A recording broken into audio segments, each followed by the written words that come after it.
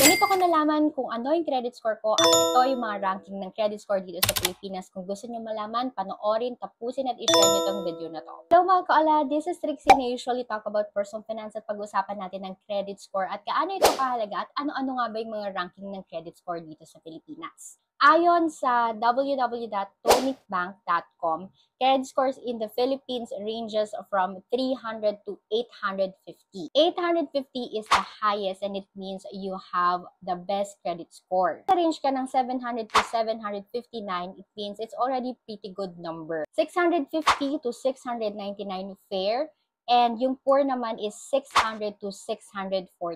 Ano mo nga ba malalaman ng credit score mo dito sa Pilipinas? Option na pwede kang pumunta sa bank mo mismo tapos hingiin mo yung credit score mo. Pero I think you need to wait for a couple of days bago nila yun may bigay. I'm not sure kung may bayad yun pero isang option yun. Pangalawang option, you can download this app. This is not sponsored pero I tried this app. This is the Lista PH. Dito naman may bayad around 359 pesos, ganyan, para makita mo yung credit score mo. At tinry ko siya. Nakikita nyo dito, lumabas yung credit score ko. Siguro mga maghihintay lang kayo ng 10 minutes bago nila maibigay yung information.